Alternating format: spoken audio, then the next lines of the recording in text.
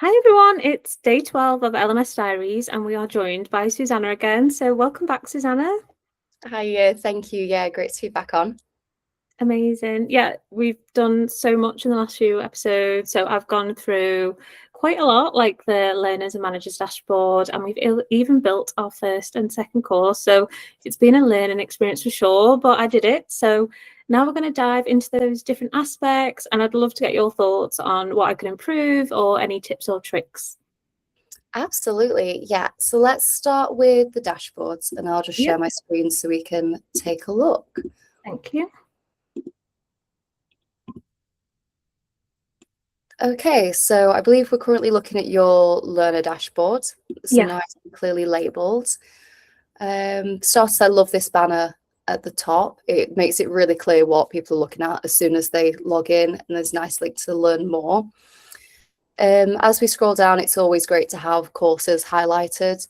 This is the primary reason that people are logging into your site. So even though they might be finding lots of other information on your company or whatever your platform uses, it's really good to get their priority straight in front of them as they log in.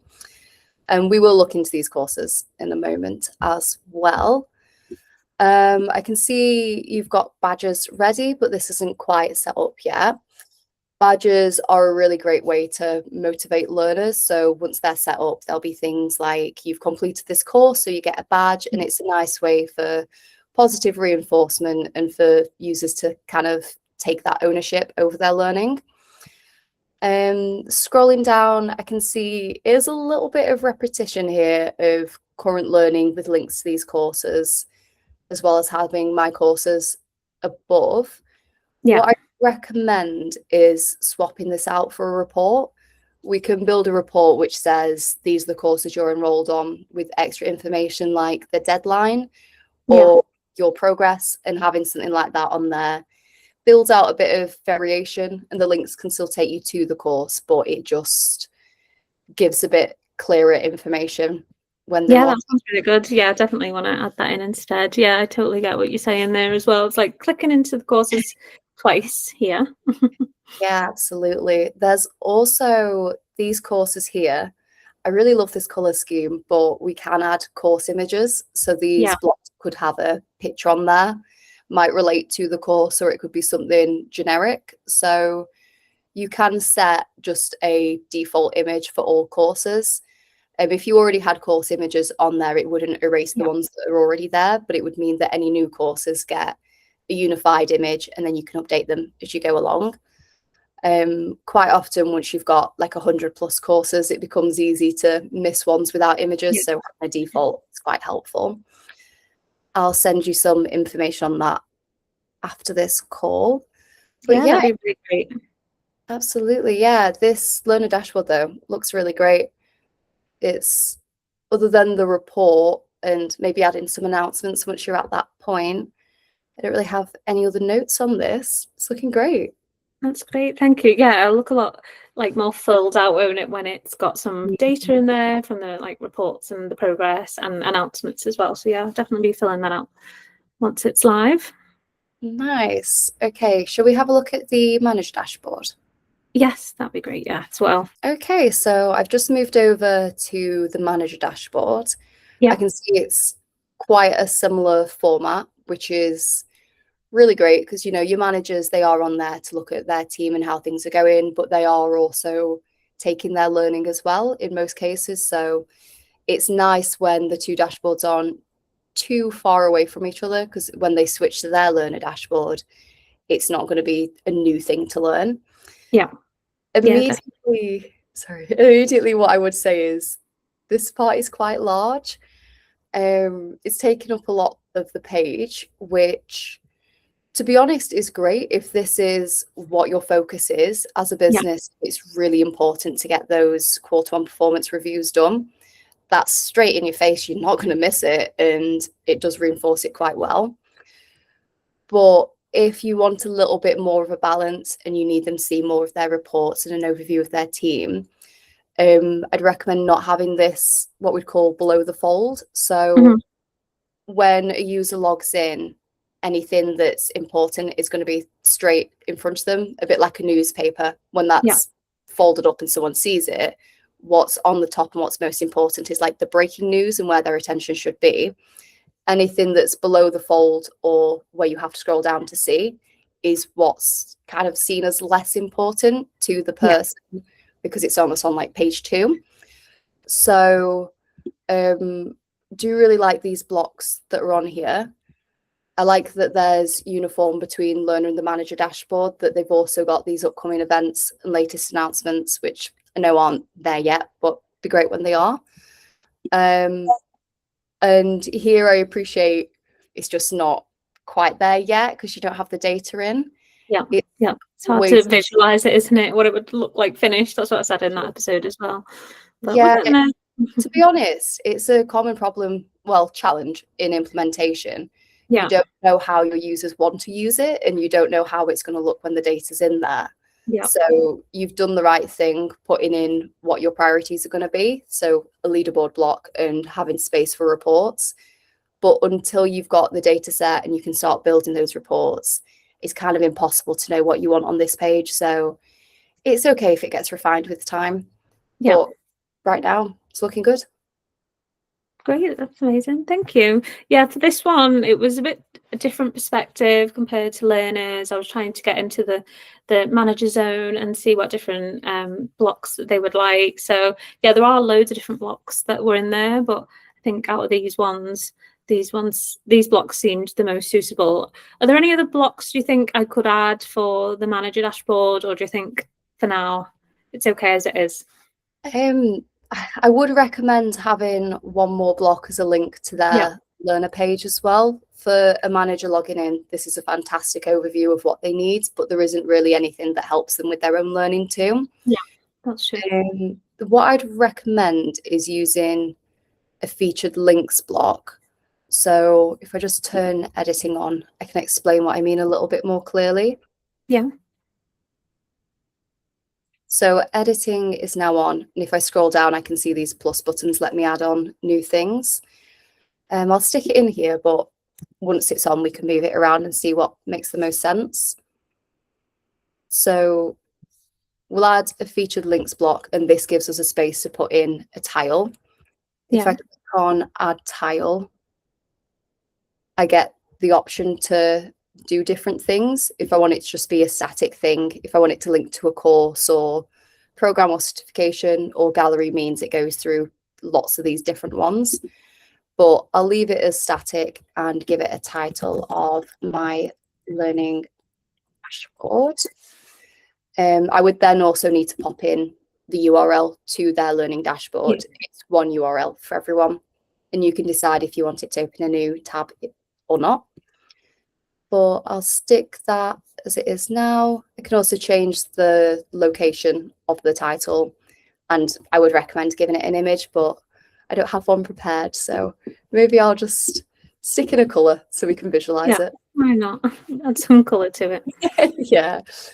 So that's how that would look. It's quite large. So we could also click on the settings for this block, which is up here, and click on configure. We then get an option for tile size and shape. So just as an example, I'll make it small and landscape, but I would recommend playing around with these to see what looks best for your dashboard. Yeah. That's a nice little tip there that I've not used yet. Thank you. Yeah. Oh, and it's really tiny. So that's good though, because you could have another one near it as well if you did want to add more or two. So you could, if you add another dashboard, like a reporting one, which just shows you all the reports, you could make that the one next to it, and it's quite easy for them to see. Just to show you, I'll also click on it and drag it over here. So we've also moved it. Then when I turn blocks editing off, I'll scroll down and we'll see it there with the space for everyone if we want. I'll also say we can hide this header as well, so the little block sits more flush to everything else. In fact, I'm going to do that now. Yeah, that would look good actually, like that. So we just untick show header, and I will make this full width just because it's the only one there for now. So as we can see, that's now another option for this. And if I turn the editing off again, you'll see that header's gone and everything sits a bit more snug now. Yeah, that looks a lot better. That looks really good. Thank you for that. Yeah. No worries. Okay, so as part of the dashboard, I'll just see, are there any other tips and tricks for dashboards? I think we mentioned it in a previous episode, the one you joined me the last time, to like make sure that you're editing your dashboard in the right section. Would you be able to go through that again? I think that's like something that's really handy for people. Absolutely. So I'm going to click on the logo back up here. Yeah. This will take me to my landing page, which is users can have multiple different dashboards that they have access to, but they're all set in a priority order, and whichever one is the highest is the one that they'll see as soon as they log in. The catch for admins, though, is when we log in, we see the landing page and there's a button for customize this page. That's because learners can move things around to an extent if you allow them to. By default, is available. And it means sometimes admins can click on this button, and because they're an admin who has permissions for all the different blocks and settings, it looks very, very similar to the normal editing page. Yeah. But if I was to edit all of this now, I'm only editing it for myself. There is also a button to reset it to default if I customize my own too much and I want to go back to how it was. You can see there, I've just turned something on and off again, and now I've got another point of view. So if you're wanting to edit just dashboards for everyone, you've got two options. One, if you're already on a dashboard, is to click on Manage Dashboards. That takes you to a page where you can see all of the different dashboards you've got set up and available. If I then click on My Learning Dashboard, I'll see it again, and instead of customize, I can see blocks editing, and that changes it for everyone. Yeah. I'm on a completely different page, so apologies, you might not have this set out yet, but I'll click on your library just as an example. I don't have a button for edit dashboards from here, so I'll click on the settings cog and then navigation. This gives me a page which lets me edit lots of different things, such as the menu items on the side or managing some workflows, but it's also how I can navigate to the dashboards menu. And if I click that, once again, I'm at the dashboards menu, and then you'd click on the one you want to edit again. Okay, that's great. Yeah, because I find that at the beginning, I was like making sure I was going in the right one. I got tips from the team as well on that. So yeah, that's great. And there's like, you can make so many different dashboards for different perspectives, can't you, as well, and different users. So that's where it's really great. But yeah, just making sure that you don't edit your own as well. And then for the managers as well, you know, in the team section too, it has a very similar look as well. Just on the left hand side. So that place I was like, make sure I don't duplicate too much in here as well, because it's going to have a similar themes throughout. This would only be for the manager, is that correct, that they'd only see this view if they edit it themselves? They can make their own reports in this section. Yes, so this page will show reports that you've put on there for them, but it could include a link to the page where they can create as many reports as they want. Yeah. And as long as the permissions are set up, they can customize this, so they can add on their own reports and build it out. Yeah. Normally in implementation, we'd recommend giving them a good range of what you think they'll need whilst they get familiar with the platform. And then stuff like managers building their own reports, that kind of comes in time as they have more specific requirements and they're a bit more familiar with the site. But yeah, this is a really good approach to have their page separated out like this just for their team. They've already got some reports on there, and as I say, they build it out over time. Yeah, for sure, definitely. That's great. Thank you. Yeah, so that's everything on the dashboard section.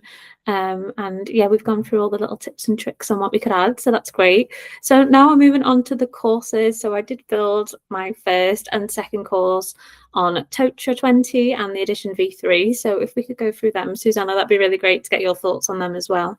Absolutely. So For starters, I love that you have a test course. I tell everyone make a test course.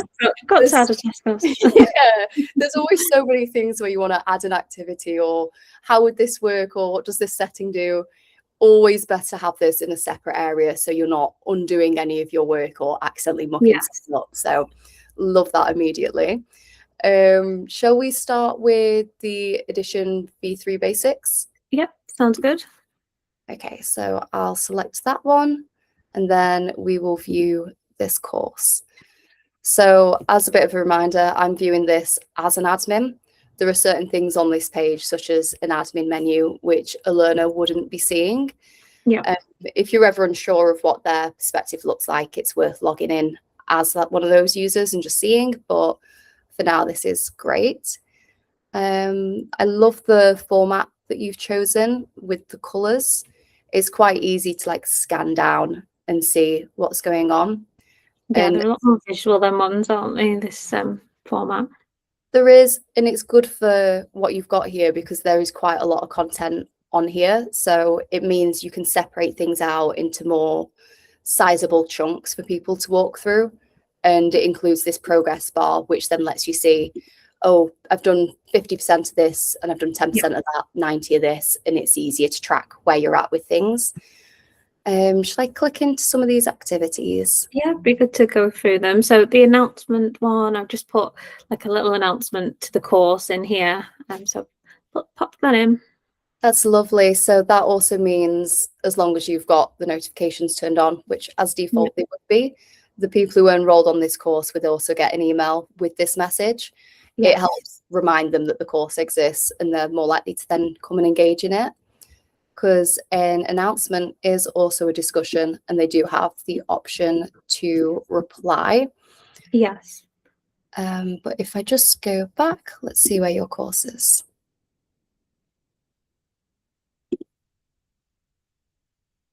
Yeah, so back over, we've also got course block information. And this, again, I really like this format because it tells you what the different activities are.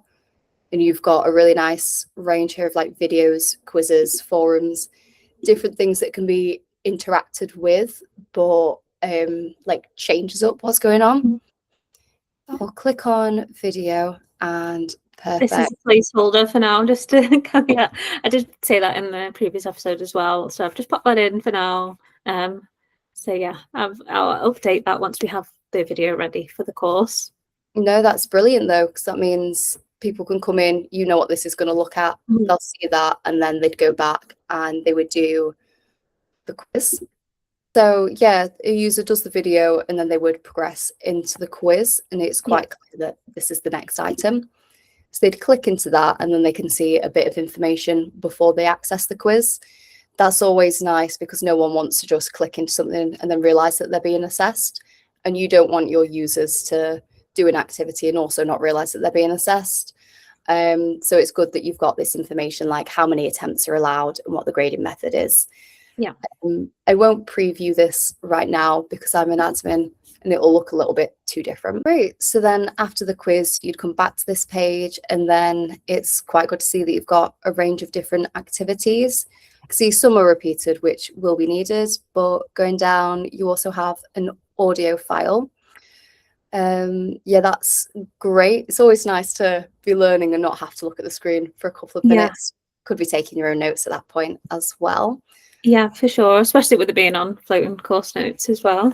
And for this one, I did mention in the previous episode as well that I wanted to add more like interactivity, but the H5P I thought was something that would be better for us to go through on this call, on this episode. So would you be able to like share a bit of how that would look if I were to add an activity in like that, please? Yeah, definitely. Whenever we're doing an implementation, I always have BuildEmpire's demo site ready to go because there's just so much information in here, and it's always easier to visualize things with data already there. So yeah, for sure. This is our data protection course from our demonstration site.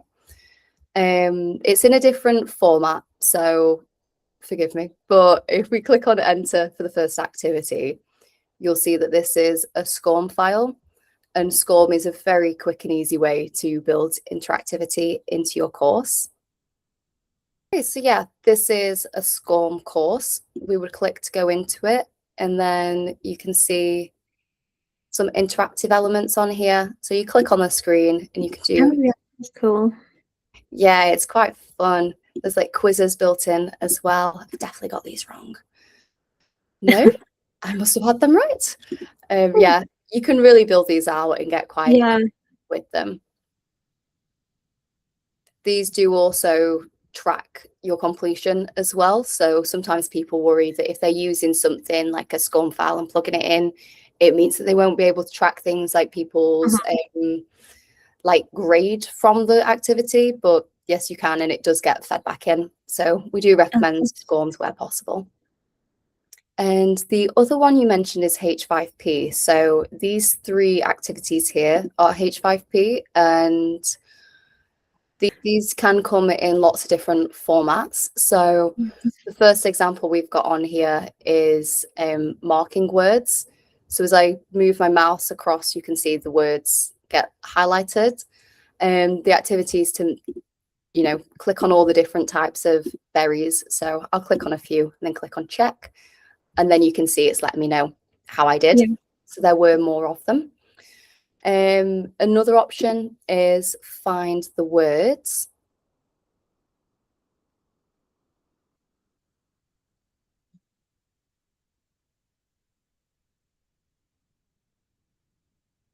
So this one is quite a bit more like your gamification. Like it's Yeah, for sure. Yeah. it's a nice interactive activity. It is nice, to be honest, to have something like this in the middle of quite heavy content, because it's a little bit of a brain break while still engaging you in something. So I found one of them. It's Paris there, but I'm sure that the Well done. yeah, I'm not sure. Oh no, we have got the list at the bottom Oh, here. I can see Washington at the bottom as well. See, Oh we're already engaging in this. We're doing great. yes, I won't make Madrid. I won't make you watch me do all of these because I get quite It's addictive, isn't it? It is, and it lets you know how quickly you did it as well. So you could build in a bit of competition with teams, which always goes down well. And the last one is crossword. Yeah, like a crossword as well.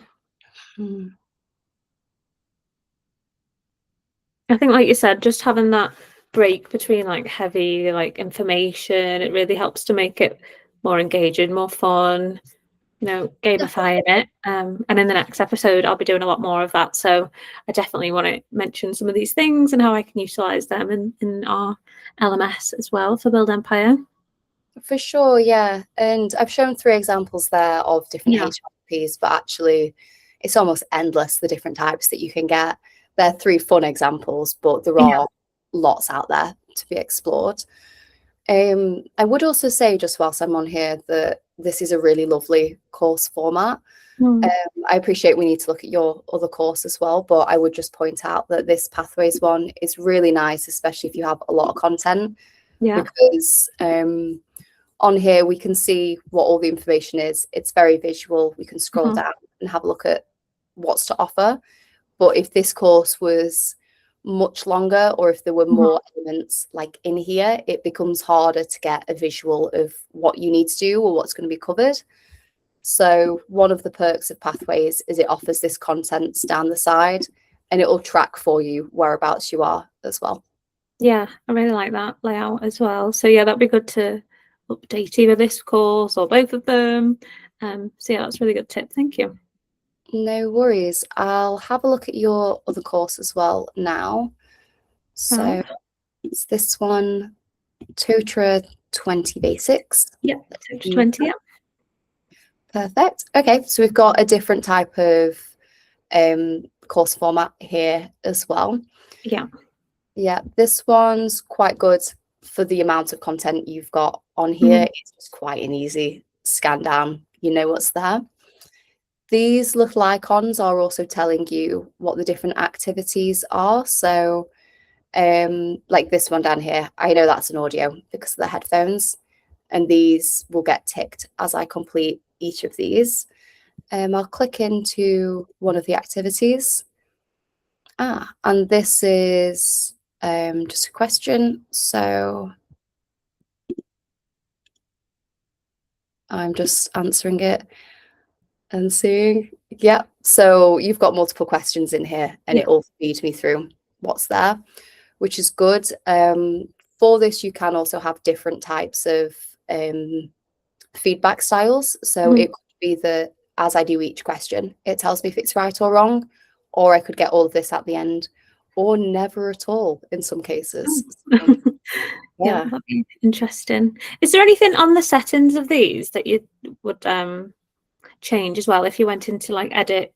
I don't know whether this one's the best example, for example, but yeah, to be honest, I would recommend one thing. So if I go into the edit settings and then on activity completion, I can change what the completion requirement is. Yeah. So just as an example, maybe I want it to be that someone's done all these things, but they've also spent more than 3 minutes on the activity, and then I can save and display.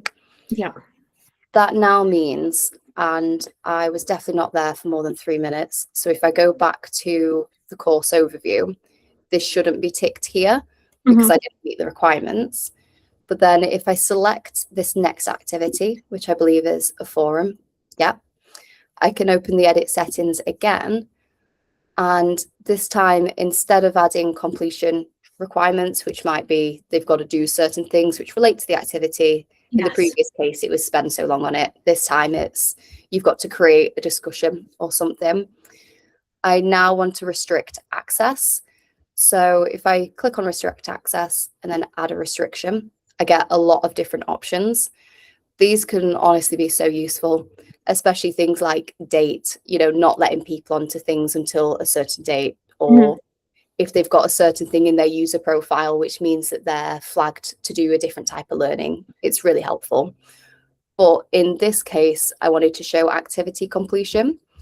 So because we've just set up completion for the previous activity, I now get the option to add this in for the following activity to say that people cannot access this activity until they've met the requirements for the one previously.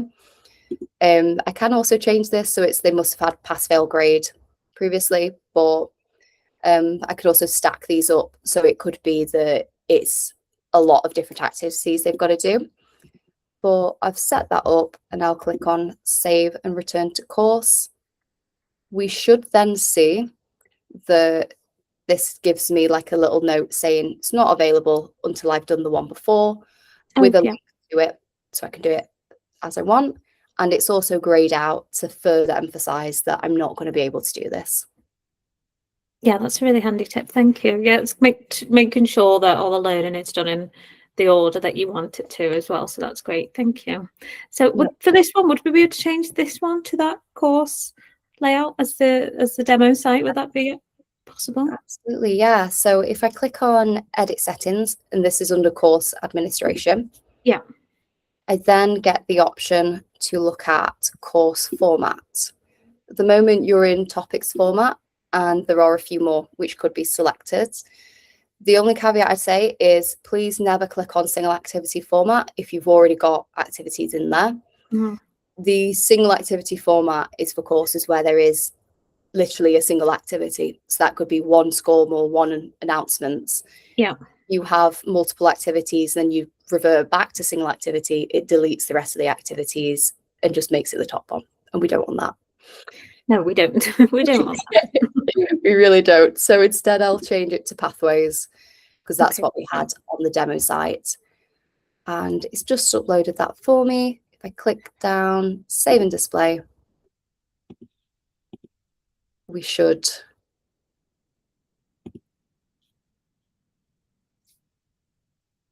be sent back to the course now, and the format has changed. This does look odd, I'll give you, because the editing is still on. It sent me back to the course, but turned editing on because it's assuming that I'm still working on this. And this is a format where we're able to drag activities around and move them or change titles. But if I click on turn editing off, we should now see that it's the same pathways format as before. And this is also quite helpful because it shows you a lock symbol on that activity that we've now locked until I do something else. I can see it because I'm an admin, but a learner won't be able to. Yeah, that's really handy, and I think it just flows better on this course type as well. I don't want to be biased, but I do like the pathway now. I do like that one. So. Is that your favourite one, would you say? I think so. I think it's the most versatile for what different people want to do. And personally, when I'm working through something, I like to know what I've done and what I need to do next. So for me, it works quite nice visually. And as I say, it works for the majority of content types that are out there. Yeah, definitely. It gives you a sense of achievement as well. If you can see like, oh, I'm about 50% through here, I'm almost done. Like, maybe learners to actually complete a course as well. Yeah, and to be honest, my common problem, especially with things like data protection, is I do the course and I get all the information in, but then 6 months' time where I think, oh, I don't quite remember the rule on that or what the specifics were. If I've got a course where I can't just scan down a content and see where something might be, I could spend ages doing the entire course again, when actually all I want to do is find out features of Total 20, click on it on the side, and then get what I wanted immediately. So it's always nice to have a contents. Yeah, definitely. It's like a quick win there where you can just jump in at where you want if you want a refresher on a course as well. So yeah, that's really great. Thank you, Susanna. And then just is there any other settings on any the other courses, on the activity types even, that you think I should definitely have, like maybe like grading or anything like that? Yes, there's so many of them. There was a lot. I didn't do that in the last episodes. There is a lot of settings, which is the benefit, isn't it? That you can customize it and make it do so many different things. Yeah, absolutely. You're definitely doing the right thing though, like experimenting with it and popping in a good range of them.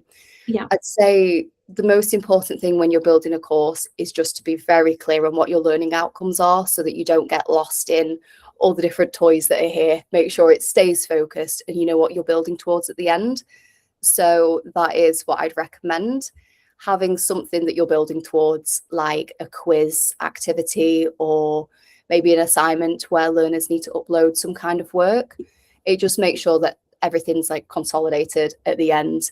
Or it might even be that you want to get a grade out of people, see how well they've engaged with things. And what you can do is, even though we've got tracking for all these different things and learners have to do all these different things, you can change the course's completion so that it's only giving you the grade for one activity. And that could be the quiz at the end. So instead of how well they've done on the crossword and the word search and the quiz, you're just getting the quiz. So if you can establish early on, what is the thing that you're getting out of them? Do they just need to do it, or do they need to get a grade, and are you assessing them? It becomes a lot easier to then say, okay, right at the end, we want to make sure that there is definitely a quiz or an assignment activity, and then it's easier to work backwards. Yeah, just try and summarize all the learning, but then some of the activities can be a bit more like the engagement types, the ones that are less pressure, more just getting the brain flowing and getting them like used to whatever the topic's about as well. So yeah, for this one, I did mention that on the previous episodes as well, that on one of the course activities, I didn't put a grade on it just because I thought it was more about opinion based. And just getting their thoughts on a feature, for example. So yeah, I think there's different ways, isn't there, that you can manage it. So that sounds really good. Thank you for that. Definitely, no worries. Okay, that's great. So thank you. Yeah, the only other thing I wanted to talk through briefly was I am going to be doing a video next on engagement, and we've gone through a few different things today.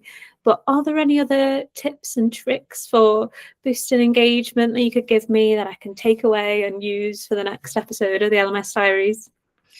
Definitely. I think you're already ahead with gamification. I feel like that's already in the plan. So I won't talk about that too much, but I would recommend taking a really good look at your notification settings. Yeah, that's a good one.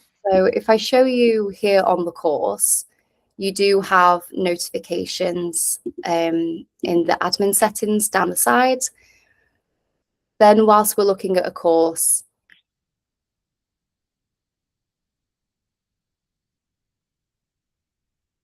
we can set up notifications that are very specific to this course and these activities. So if you had something very specific in here, we could create a notification that just relates to this course or to these activities.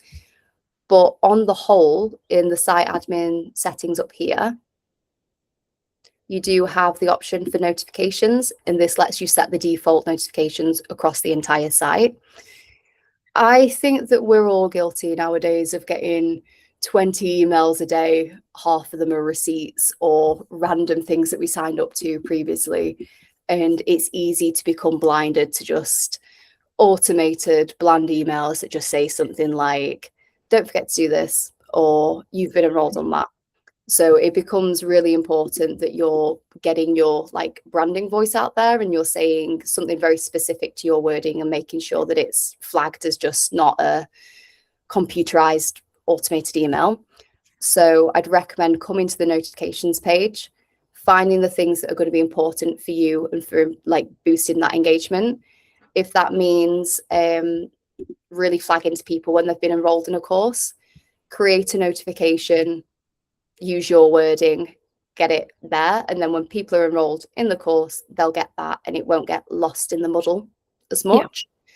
Similarly, if you want a really big focus on rewarding people and, you know, really giving that positive energy, you could make a notification for when they've completed a course that's just like, well done, check you out, you're doing fab, that kind of thing. So yeah, well, positive encouragement there, like reinforcing that the learning is fun to do. And yeah, when they've completed it, it's like a nice little email to open it, isn't it?